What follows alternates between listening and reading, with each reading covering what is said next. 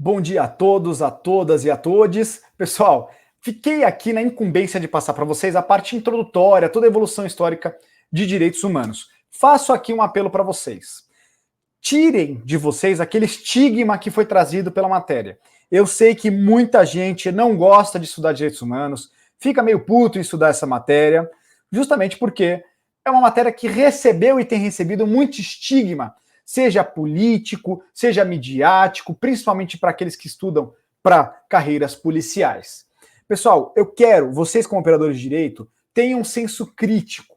Sempre optem pelo técnico, pelo jurídico, seja na prova de vocês, como na vida profissional. Então, assim, não criem um repúdio pela matéria, porque, de certa forma, na sociedade ela tem sido abordada de N motivos, de N formas. Entendam os direitos humanos como toda uma evolução histórica que visou e visa proteger nós, cidadãos, profissionais, contra, por exemplo, as garras de um Estado, principalmente lá atrás, absolutista, em que o poder emanava do rei, em que não tinha muito salvaguarda e subterfúgio de leis.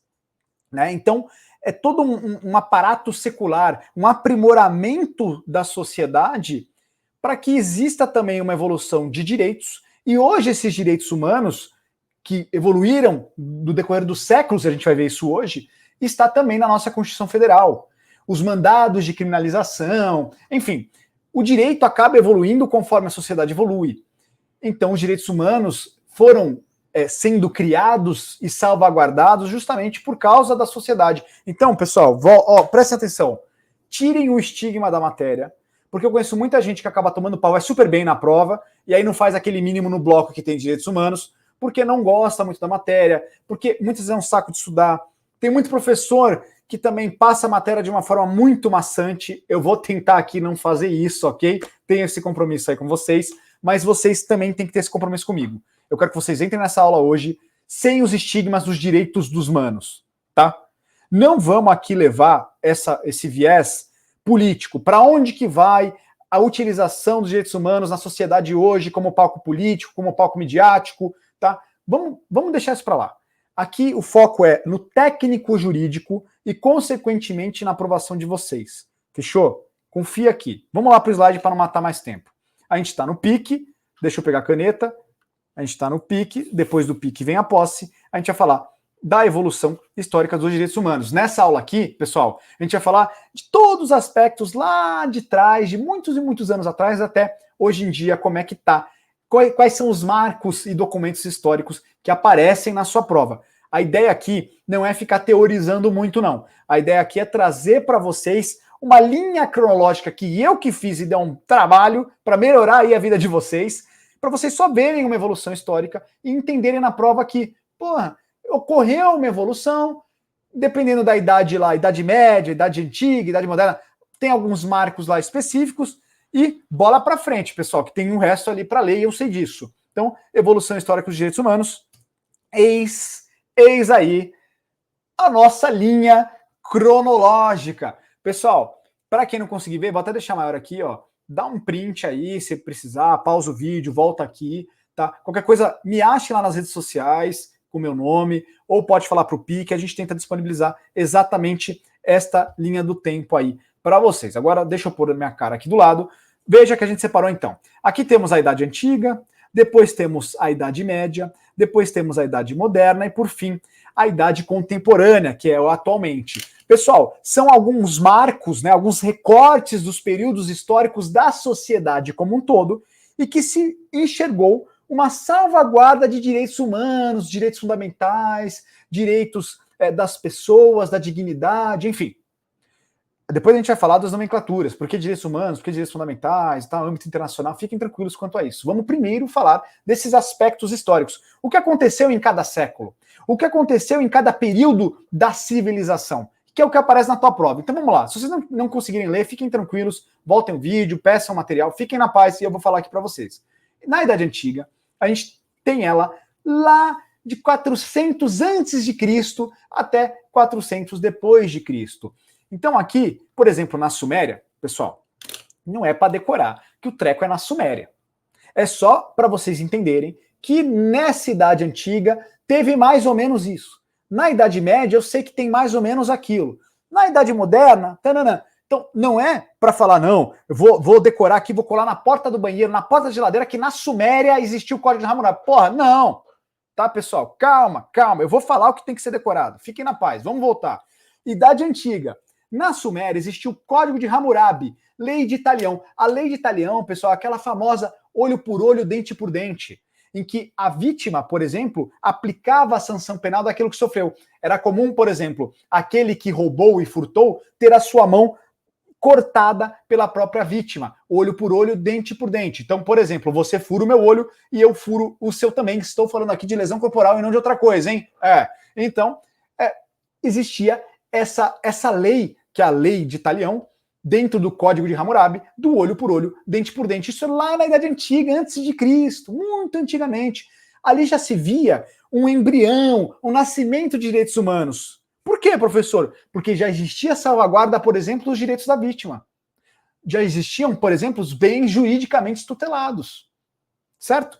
Depois, temos também aqui na tabela, ainda na Idade Antiga, temos ali na Pérsia o cilindro de Ciro. Cilindro de Ciro pode ser dito como um documento cilíndrico, um documento que trazia alguns direitos de liberdade, principalmente a liberdade religiosa.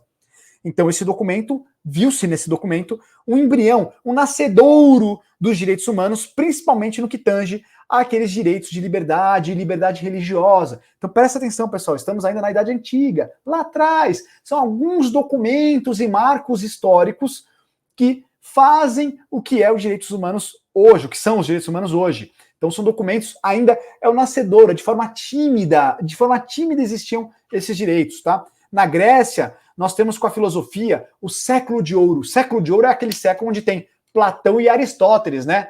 Os chefões aí, os titãs. Então, nos escritos de Platão e de Aristóteles, a gente já consegue verificar alguma salvaguarda de direitos. Fala-se em direito da felicidade, em alguns aspectos. Então, nesse arcabouço filosófico, você já vê um nascedouro tímido de salvaguarda de direitos humanos, de direitos fundamentais, de direitos essenciais da pessoa humana.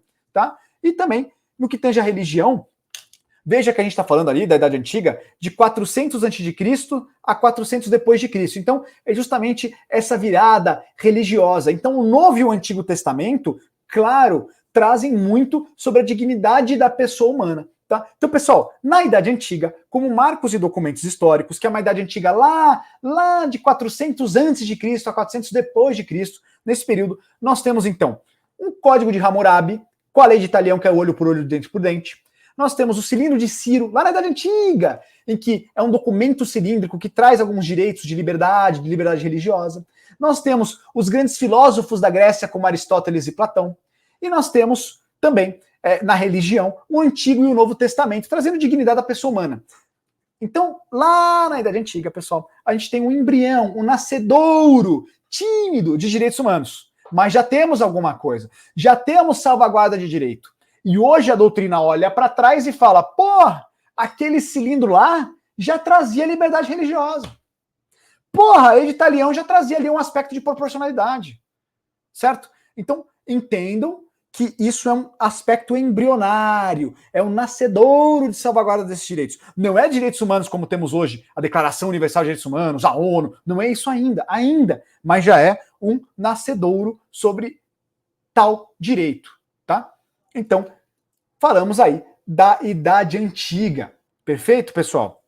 Agora, vamos limpar a tela e vamos falar da Idade Média. A Idade Média, ela vai até o século XV. Então, desde 400 depois de Cristo, há uma transição da Idade Antiga para a Idade Média, século XV, até lá meados de 1400 e tralalá.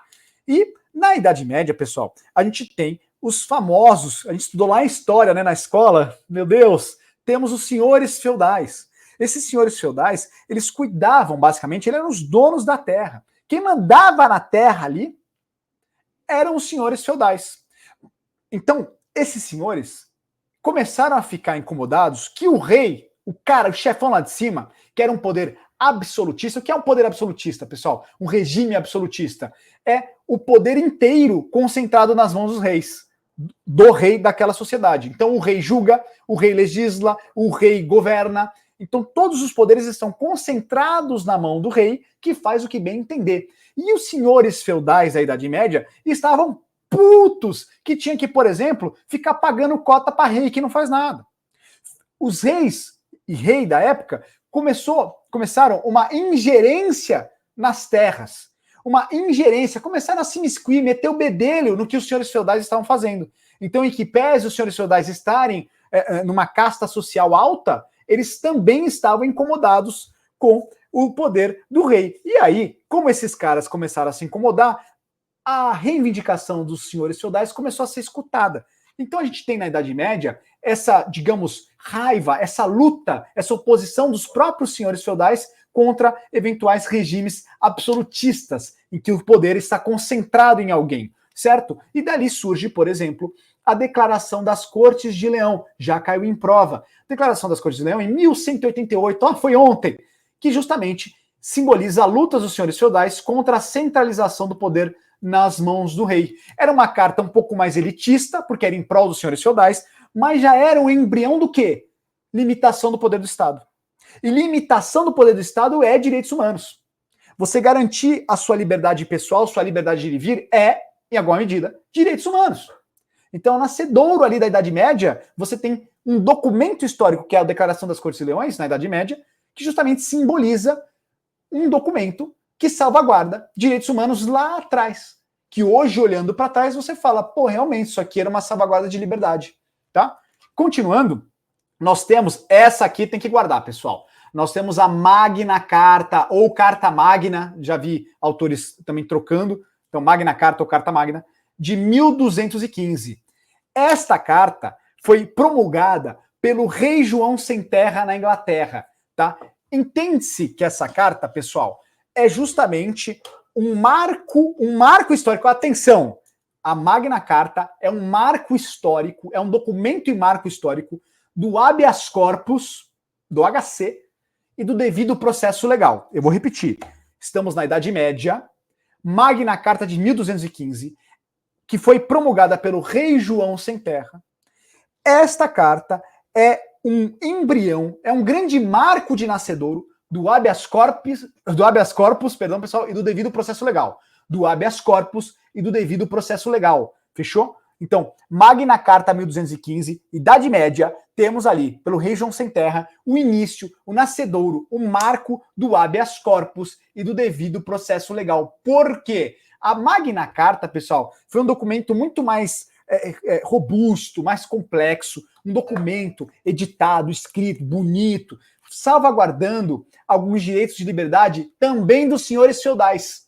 Ainda era uma carta elitista, mas aqui já era um avanço gigante. O que aconteceu?